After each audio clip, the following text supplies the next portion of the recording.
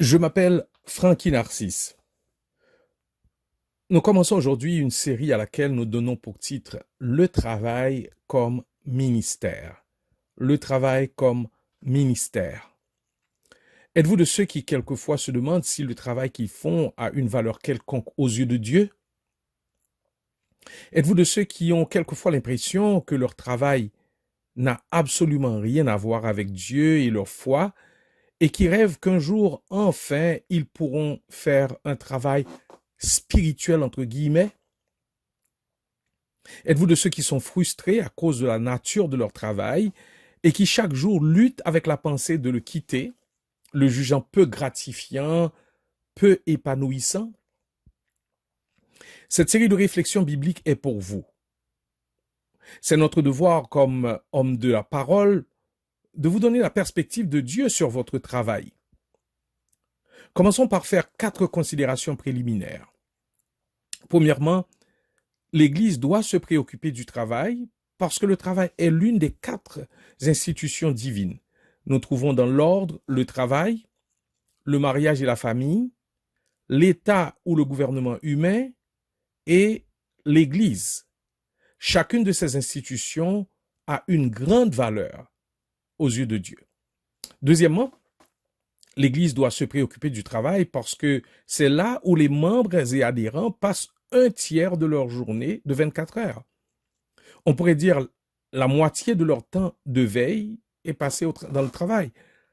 En comparaison, le chrétien moyen passe moins de 2% de son temps à l'Église durant ses années productives. Malgré cela, l'Église investit peu dans la formation des croyants pour vivre leur foi dans leur milieu du travail. Troisièmement, le lieu où chrétiens et non-chrétiens se rencontrent naturellement, où ils sont exposés à la même culture corporative, où ils font face aux mêmes pressions, où ils ont le même patron, où les non-chrétiens peuvent voir la différence que Christ peut faire dans une vie, non pour quelques heures, mais pour 20, 30, 40, 50 heures par semaine, au cours de plusieurs années, c'est le milieu du travail. De fait, mis à part la maison, le milieu du travail est le lieu où les gens nous connaissent le mieux. Il est donc notre plus grand champ missionnaire. Quatrièmement, si je vous demandais, comme disciple de Jésus-Christ, de me citer rapidement le nom de 5 de vos voisins, combien de personnes pourraient le faire aisément? Si je vous demandais de faire la même chose pour votre milieu de travail ou d'études, combien pourraient le faire aisément?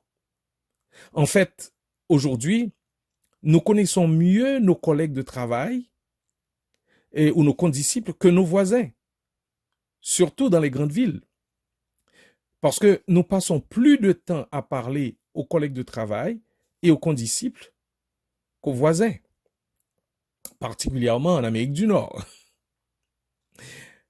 À cause de toutes ces raisons, je crois que tout formateur de disciples doit communiquer aux gens à qui il enseigne la vision biblique du travail et du milieu du travail. C'est pour cela que nous avons conçu cette série qui a les objectifs suivants. Vous conscientiser sur la dignité et la valeur du travail aux yeux de Dieu. Vous communiquer la perspective de Dieu sur le travail. Vous équiper pour l'œuvre du ministère là où vous travaillez. Motiver l'Église tout entière à être une Église missionnaire dans le milieu du travail. Et enfin, démolir par la parole les murs que nous érigeons dans notre vie entre réalité spirituelle et réalité séculière, entre ce qui est sacré et ce qui est profane. Bref, vous amener à accepter l'unification de votre vie sous la seigneurie de Jésus-Christ. Voilà ce que nous aimerions faire par cette série sur laquelle nous appelons la bénédiction du Seigneur. Nous allons aujourd'hui poser le fondement sur lequel nous bâtirons dans les réflexions bibliques qui suivront.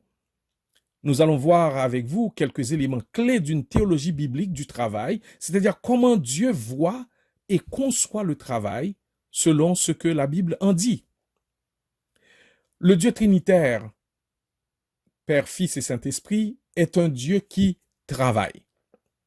Contrairement au Dieu de la mythologie grecque qui simplement se repose ou s'amuse, contrairement à Bouddha qui est toujours représenté assis et inactif, la Bible nous présente un Dieu trinitaire actif.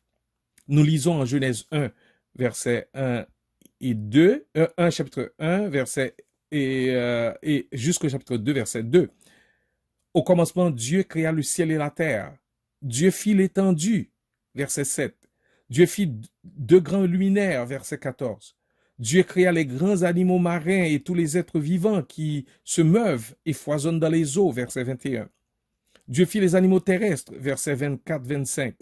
Et Dieu dit, faisons l'homme à notre image, verset 26. Et Dieu créa l'homme et la femme à son image, verset 27. Dieu créa au septième jour son œuvre, et Dieu acheva plutôt au septième jour son œuvre qu'il avait faite, et il se reposa au septième jour de toute son œuvre qu'il avait créée en la faisant. Chapitre 2, verset 2. Dieu a donc travaillé pendant 6 jours et s'est reposé le septième jour. Des psalmistes célèbrent l'œuvre de ses mains au psaume 19, verset 1 et chapitre 8, verset 3. Après avoir créé le monde et après s'être reposé, Dieu n'a pas pris sa retraite de la direction de sa création.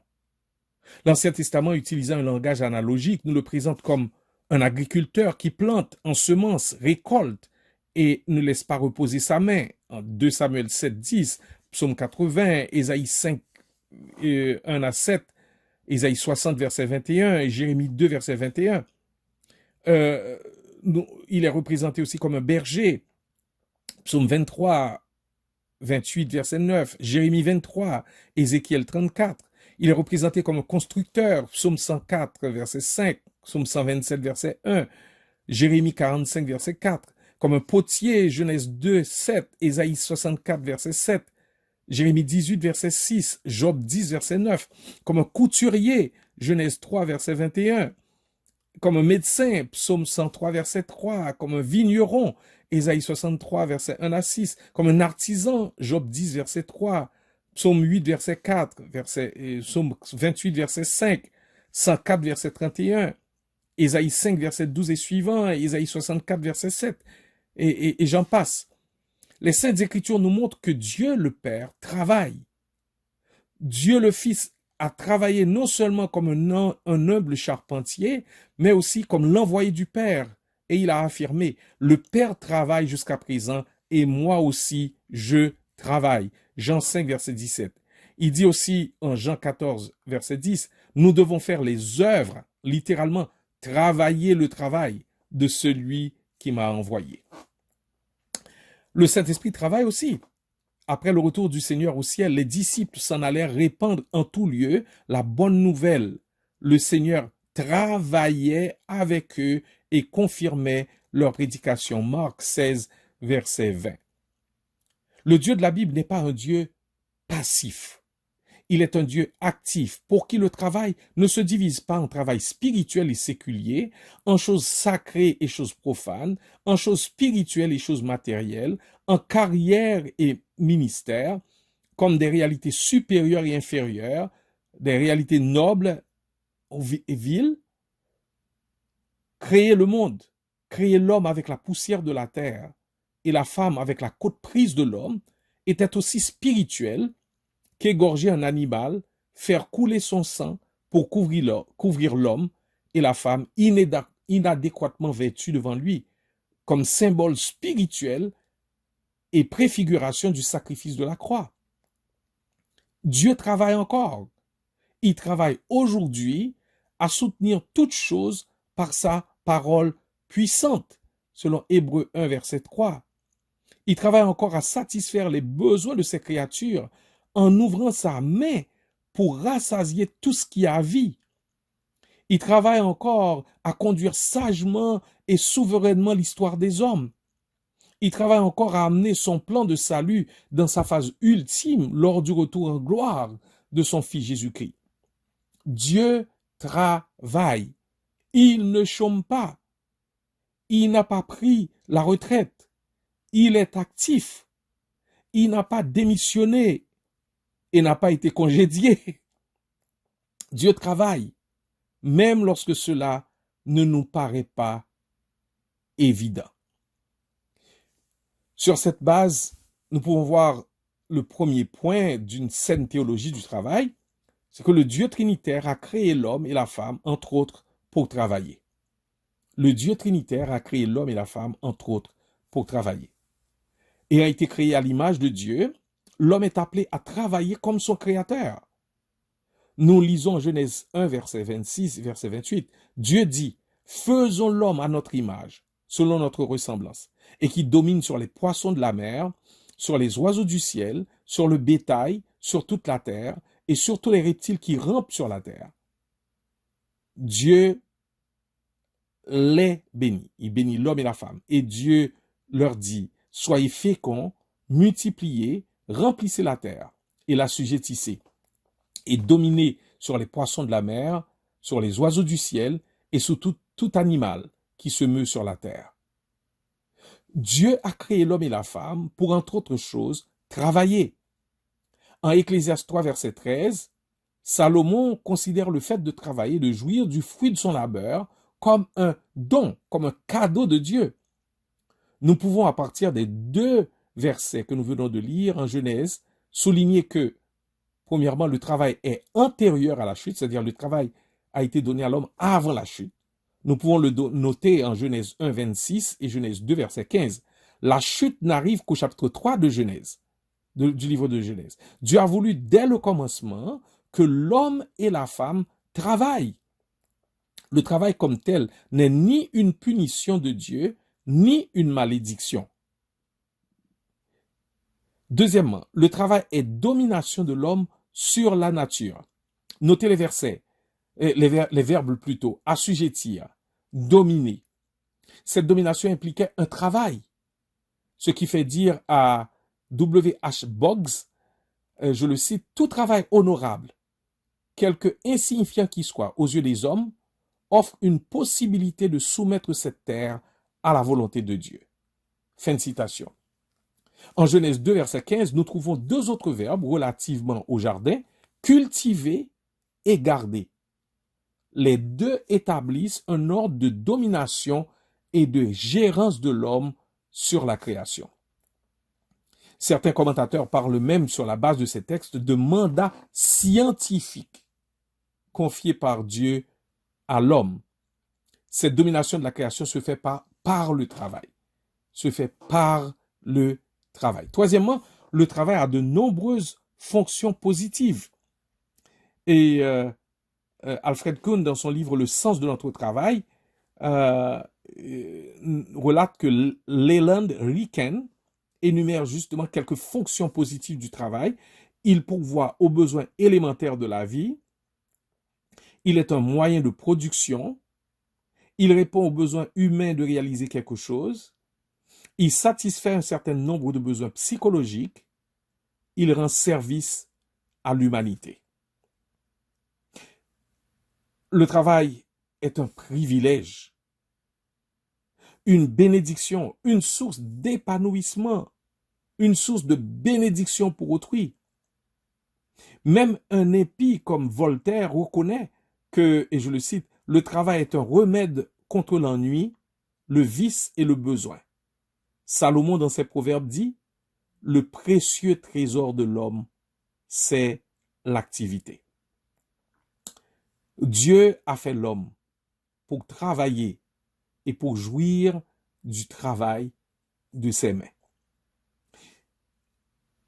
Le Dieu trinitaire, avons-nous dit premièrement, veut que l'homme a créé l'homme et la femme, entre autres pour travailler. Et le Dieu trinitaire a fait de l'homme et de la femme ses co-ouvriers. Nous lisons en Genèse 2, verset 8 et verset 15. Puis l'Éternel Dieu planta un jardin en Éden, du côté de l'Orient, et y mit l'homme qu'il avait formé. L'Éternel prit l'homme et le plaça dans le jardin pour le cultiver et pour le garder. Notons que Dieu a planté le jardin et a appelé l'homme à le cultiver. L'homme est le partenaire, le collaborateur de Dieu dans l'œuvre de la perpétuation de sa création. Dieu a créé. L'homme est appelé à procréer en donnant naissance à des enfants. Genèse 1, verset 28. Dieu a planté un jardin. L'homme est appelé à le cultiver et à le garder. En Genèse 2, verset 15. Dieu a créé les animaux. L'homme est appelé à leur donner des noms. Au chapitre 2, verset 19. Le travail est association de l'humain à l'œuvre de Dieu. Dieu aurait pu tout faire seul. Il aurait pu avoir le service des anges qui sont des esprits à son service, selon Hébreux 1, verset 14. Mais il a décidé de faire de ces créatures humaines ses collaborateurs, ses partenaires, ses co-ouvriers dans la gestion de sa création. Oh, certes, cette planète qu'il nous donne à gérer ne représente qu'une infime partie de son vaste univers, fait de plusieurs billions de galaxies, d'étoiles et de planètes, mais c'est un privilège et un honneur pour l'homme et la femme, qu'ils soient chrétiens ou non, d'être associés à l'œuvre de Dieu dans sa création. Que je suis donc béni par l'enseignement de Alfred Kuhn sur le sens de notre travail, parce que ça me permet d'avoir une saine théologie du travail. Le psaume 8 décrit cette collaboration de l'homme avec Dieu au verset 3 à 9, et je cite ça: « Quand je contemple les cieux, ouvrage de tes mains, la lune et les étoiles que tu as créées, qu'est-ce que l'homme pour que tu te souviennes de lui, et le fils de l'homme pour que tu prennes garde à lui? Tu l'as fait de peu inférieur à Dieu, et tu l'as couronné de gloire et de magnificence. Tu lui as donné la domination sur les œuvres de tes mains. Tu as tout mis sous ses pieds, les brebis comme les bœufs, et les animaux des champs, les oiseaux du ciel et les poissons de la mer, tout ce qui parcourt le sentier des mers. Éternel notre Dieu, que ton nom est magnifique sur toute la terre. Quel privilège, quel honneur que Dieu ait décidé de s'associer à des êtres faibles, faillibles, si portés à faire de mauvais choix, comme le montrent Adam et Ève pour arriver jusqu'à nous aujourd'hui. N'est-ce pas une grâce extraordinaire que Dieu ait décidé de nous choisir comme ses co-ouvriers? Vu sous cet angle, le travail n'est pas un fardeau. Le travail est un cadeau. Il n'est pas une malédiction, il est une bénédiction. Dieu a donné la domination à vous et à moi sur les œuvres de ses mains, sur toute la terre. Il mérite d'être adoré. Oui, Dieu mérite d'être adoré quand on considère ses ouvrages. Nous avons vu que le Dieu trinitaire est un Dieu qui travaille, premièrement. Deuxièmement, le Dieu trinitaire a créé l'homme et la femme pour travailler. Troisièmement, le Dieu trinitaire a fait de l'homme et de la femme ses co-ouvriers. Nous continuerons à parler dans la prochaine réflexion de la théologie biblique du travail. Que Dieu nous aide par son esprit, non seulement à avoir la bonne théologie du travail, mais aussi à collaborer pratiquement avec lui, en étant de bons intendants de sa création et en faisant du bien à ses créatures, entre autres, par notre travail. Que Dieu nous soit en aide. Bonne journée.